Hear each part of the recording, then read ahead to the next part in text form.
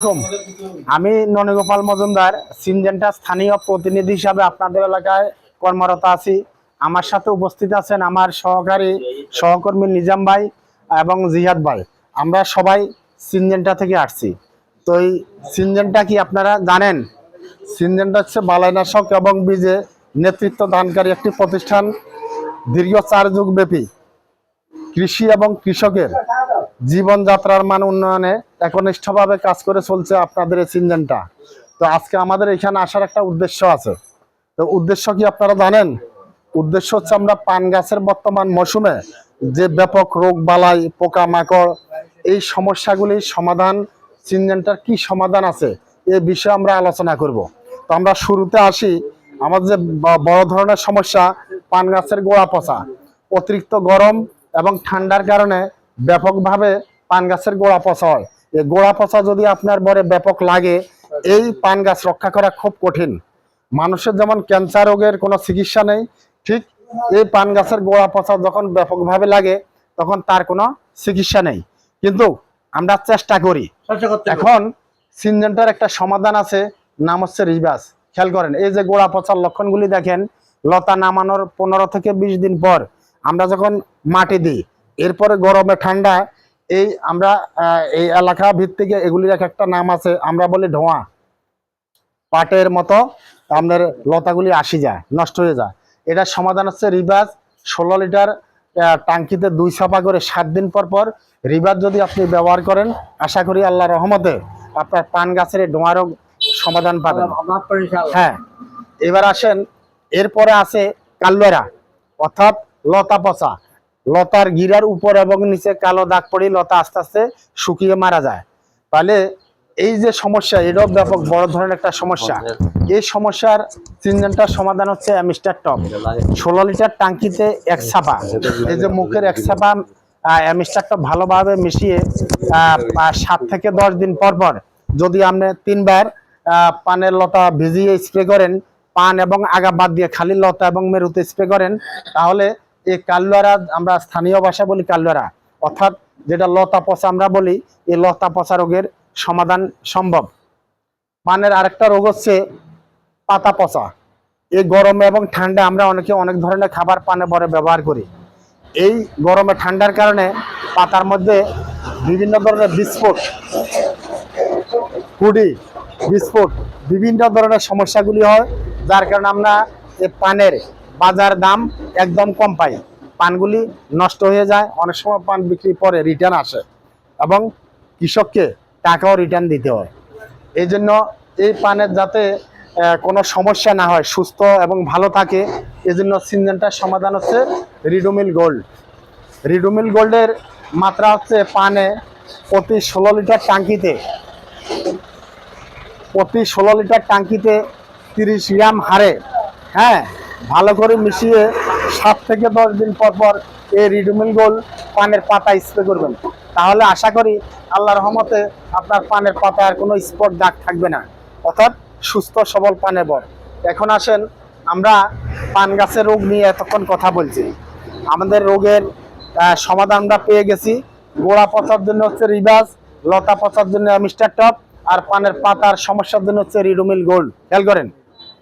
হ্যাঁ, এখন আমরা কথা বলবো আমরা সুস্থ সবল পানে বরজের জন্য আমরা বিভিন্ন ধরনের ভিটামিন ব্যবহার করি।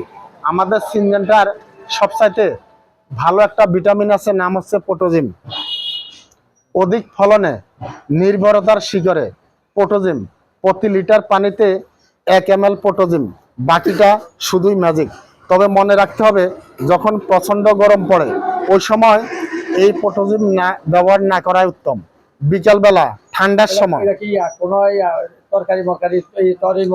এই পটোজিম সকল উদ্ভিদের জন্য, সব ফসলে ব্যবহারে উপযোগী এবং এটা এমন একটা ভিটামিন যার কোনো সাইড এফেক্ট নাই, অর্থাৎ রিঅ্যাকশন নাই। সঠিক মাত্রায় সঠিক সময়ে এই পটোজিম ব্যবহার করলে আপনি অধিক ফলন নিশ্চিত করবে। তবে এটা ব্যবহারের নিয়ম হচ্ছে একটু বিকালবেলা, পরন্ত বিকালে পানে ভরে দিবেন ঠান্ডার সময়। এটার সাথে ইচ্ছা করলে আপনি ভলিউম ফ্লেক্সিও দিতে পারবেন। হ্যাঁ, এটা আপনি ইচ্ছা করলে আমরা পানে ভরে পোকার ওষুধ দিই ভলিউম ফ্লেক্সি, খেয়াল করেন। এই ভলিউম ফ্লেক্সির সাথে পটোজিন একত্রে মিশিয়ে পানে ভরে দিতে পারবেন। এখন আসেন, পটোজিমের মাত্রা হচ্ছে 16 লিটার পানিতে 2 ছাপা। এই যে বোতলের ছাপা আছে না, 16 লিটারে 2 ছাপা। তবে এটার সাথে আপনি ভলিউম ফ্লেক্সি যখন মিক্স করবেন তখন 2 ছাপা আর ভলিউম ফ্লেক্সি 1 ছাপা একসাথে বোতল ভালো করে ঝাঁকিয়ে একদম সুন্দরভাবে পানির সাথে মিশিয়ে ট্যাঙ্কিতে ঢেলে সুন্দরভাবে স্প্রে করবেন। এখন আসেন, আমরা পানের বরজ সুস্থ সবল রাখার জন্য পটোজেন দিলাম, সাথে ভলিউম ফ্লেক্সি দিলাম। এবার পান গাছের কিছু সমস্যা আছে। সমস্যা হচ্ছে যেমন মাকড়ের সমস্যা থাকে, তারপরে কালো মাছি থাকে, তারপরে আছে উই পোকা থাকে, মাটির নিচে বিভিন্ন কীট থাকে। এই যে সমস্যাগুলি, এগুলি বিশাল একটা পানের দামের সমস্যা করে। অর্থাৎ এই সমস্যাগুলি যদি থাকে পানের দাম কমে যায়। আর এই সমস্যাগুলি সমাধান আমাদের সিনজেন্টার সুন্দর একটা সমাধান দেওয়া আছে, একটু মনোযোগ সহকারে শুনেন। এই যে পানের কালো মাছি গুড়া গুড়া দেখবেন পানে পরে যখন ঢুকেন, ভিটামিন দেওয়ার পরে গুড়া গুড়া পোকা উড়ে। এই কালো মাছির সমাধান হচ্ছে আমাদের সিনজেন্টার প্লেনাম। আমরা আগে একতারা দিতাম, এখন একতারা তো অনেক বয়স হয়ে গেছে, বৃদ্ধ হয়ে গেছে, তো এখন আধুনিক সমাধান হচ্ছে প্লেনাম। একবার দিলে কমপক্ষে 15 থেকে 1 মাসের মধ্যে এই গুঁড়া পোকা আপনার বরে আসার সম্ভাবনা নাই, যদি আবহাওয়া ভালো থাকে। এখন দেখেন, এই প্লেনামের মাত্রা, প্লেনামের প্যাকেট হচ্ছে আপনার 50 গ্রামের প্যাকেট। এই 50 গ্রাম প্লেনাম আপনার 16 লিটারের 6 থেকে 7 মেশিন পানে ভরার জন্য করতে পারবেন। হ্যাঁ, যদি বিকালবেলা ঠান্ডার সময় স্প্রে করেন তাহলে এই কালো মাছি ধ্বংস হয়ে যাবে, আপনার বটটা আগা ডগা ফ্রেশ সুন্দর হয়ে গাছ সুস্থ সবলভাবে বাড়বে। এবার আসেন, মাকড় যখন পানে ভরে আক্রমণ করে তখন আমরা পাতাগুলি চর্মরোগের মতো দেখা যায়। আমাদের মানুষের শরীরে বিভিন্ন ধরনের চর্মরোগ হয়, ঠিক পানের বড়ও একই অবস্থা। এই পানগুলো কিন্তু বাজারে অবিক্রি। আপনি দোকানে যখন পান খান, এরকম একটা পান যদি আপনার সামনে দেন, সে পান খাবে না। এই জন্য এই সমস্যার সমাধানের জন্য সিনজেন্টার সমাধান হচ্ছে ভাটিমেক। 16 লিটার পানিতে 2 ছাপা, অর্থাৎ 16 লিটার পানিতে 2 ছাপা ভাটিমেক ভালোভাবে মিশিয়ে বিকালে ঠান্ডার সময় স্প্রে করেন। আপনার 14 থেকে 7 থেকে 10 দিন পর 2 বার দেন। এভাবে প্রয়োগ করলে মোটামুটি পান গাছ মাকড় থেকে মুক্ত থাকবে, পান গাছ সুস্থ সবলভাবে বাড়বে। এর পরবর্তীতে আছেন, পান গাছের আগা ডগায় মাটির নিচে অনেক ধরনের অসংখ্য ধরনের পোকা থাকে, কীট থাকে, লাল সুতাকৃমি থাকে, যেগুলি পান গাছের শিকড় বিস্তারে বাধা সৃষ্টি করে, প্রতিবন্ধকতা সৃষ্টি করে। এই শিকড় যদি পান গাছের না থাকে, আপনি অনেক খাবার দিচ্ছেন কিন্তু শিকড় নাই, তাহলে কোনো কাজ হবে না, যে কোনো সময় অ্যাক্সিডেন্ট হতে পারে। আমি প্রতিদিন ভিটামিন দিয়ে রাত্রে শোয়ার সময় 2 ছাপা করি, খেয়াল করেন, কিন্তু 3 বেলা খাবার ঠিক মতো খাই না, তাহলে হঠাৎ করে 1 মাস পরে আমি অসুস্থ হয়ে যাবো। কিন্তু 3 বেলা যদি আপনি ঠিক মতো খাবার খান, তাহলে প্রতিদিন ডাক্তারের কাছে ভিটামিন খাওয়া লাগে না, ঠিক না? তাহলে এই যে পান গাছের শিকড়ের জন্য সঠিক সময়ে এই সঠিক বালাইনাশক যদি ব্যবহার করেন, খুব দ্রুত শিকড় বিস্তার করবে। আর মাটিতে যখন আপনি খাবার দিবেন, ওই খাবারগুলো সে তার চাহিদা মতো যখন যে পরিমাণ খাবার দরকার, ওই পরিমাণ খাবার সে খেতে পারবে, যার কারণে পানে ভরে কোনো রোগ নাই, কোনো দুর্বলতা থাকবে না। পাশাপাশি পান গাছে পোকা মাকড়ের আক্রমণ থেকেও সে রক্ষা পাবে, যার কারণে পানে ভর সবসময় ভালো থাকবে। অর্থাৎ আমরা বলি আলা, একটা বলি চাপিল, একটা বলি আলা, তো ওই সবসময় পানে ভর আলা থাকবে, ঠিক আছে নি? পানের বাজার দামও আপনি বেশি পাবেন। এই জন্য আমরা ক্রুজার কিভাবে দিবেন, ক্রুজারের মাত্রা সম্বন্ধে বলি।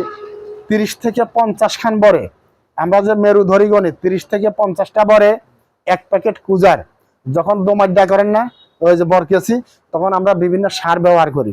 এই সারের সাথে ক্রুজারটা মিশে একটু হালকা পানি ছিটকা দিয়ে মাইকা ছিটি দিবেন। ছিটি দেওয়ার পরে এবার 5 পিটি দিবেন। 5 পিটি দিলে আপনার মাটির নিচে যত কীট আছে, পোকা মাকড়ের ডিম আছে, সম্পূর্ণ সবকিছু নষ্ট হয়ে যাবে, যার কারণে স্বাধীনভাবে পান গাছ তার শিকড় বিস্তার করতে পারবে। আর ওই যে খাবারটা আপনি দিচ্ছেন ক্রুজারের সাথে, সে স্বাধীনভাবে সে খাবার খাবে এবং সুস্থ সবলভাবে পান গাছ বাড়বে। আর পানের যে কিছু চলতে হয় দেখবেন, আগা চিকন, 2-1টা পান বড় বাইরে হওয়ার পরে আগা চিকনে পানগুলো আস্তে ঝরে পড়ে যাওয়া। যখন এই মাটিতে ক্রুজার থাকবে, দেওয়া থাকবে, ওই পান গাছের যে চলতাগুলি, অর্থাৎ যে ছোট যে লতাগুলি আর কি, এগুলি সুস্থ সবল থাকবে, দুর্বল চলতে হবে না। কারণ মা যখন মারা যায় তখন ওই সন্তান বড় হয় না, সে আবার বাচ্চা দেয়। ঠিক এই ক্রুজার ব্যবহার করলে পান গাছে দুর্বল কোনো চলতে থাকবে না, কানা চলতে থাকবে না। এজন্য আপনি করবেন কি, বর্ষাকালে যখন আমরা খৈল ব্যবহার করি, খৈলের সাথে 100 বরে 2 প্যাকেট ক্রুজার খৈলের সাথে ভালোভাবে মিশিয়ে আমরা মেরুতে প্রয়োগ করব।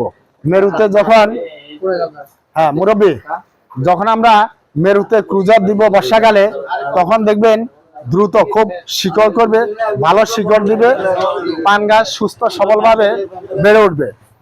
এখন দেখেন, আমরা পান গাছের রোগ বালাই নিয়ে কথা বলছি, ভিটামিন পুষ্টি ভিটামিন নিয়ে কথা বলেছি, আমরা পোকামাকড় নিয়ে কথা বলেছি।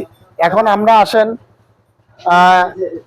খাবার নিয়ে একটু কথা বলি। 1 মিনিট খাবার নিয়ে কথা বলি। আমাদের সিনজেন্টার সকল উদ্ভিদের জন্য 4টা খাবার আছে: গ্রোজিন, থিওবিট, ম্যাগমা এবং বিঙ্গো। এই প্যাকেটের ছবিগুলি ব্যানার তো ছোট আকারে, এই কারণে এখানে দেওয়া। নিশ্চয় আপনারা সবাই জানেন এই খাবারগুলির নাম। তো আমরা এখন পানে বরে যখন খাবার দিব, প্রথম পাইট আমরা আষাঢ় মাসের প্রথম সপ্তাহে গ্রোজিন ব্যবহার করব। 100 বরে 1 কেজি গ্রোজিন একটু গুঁড়া করে খোলের সাথে মিশিয়ে পানে বরে মেরুতে আমরা দিব। ঠিক আছে, এবার আসেন পরের সপ্তাহে যখন আবার খাবার দিব, তখন আমরা থিওবিট দিব। যদি আমি গ্রোজিনটা আষাঢ় মাসের প্রথম সপ্তাহে একবার, আষাঢ় মাসের প্রথম সপ্তাহে একবার, আর ভাদ্র মাসের শেষ সপ্তাহে যদি আমরা একবার গ্রোজিন ব্যবহার করি, তাহলে পুরো বছরে পান গাছে অসুখ বিসুখ রোগ বালাই কম হবে, সুস্থ সবল লাগবে। আর থিওবিট যদি আষাঢ়, শ্রাবণ, ভাদ্র 3 মাসে একবার করে দিতে পারি, তাহলে পান গাছে পচা গলা এগুলি কম আসবে।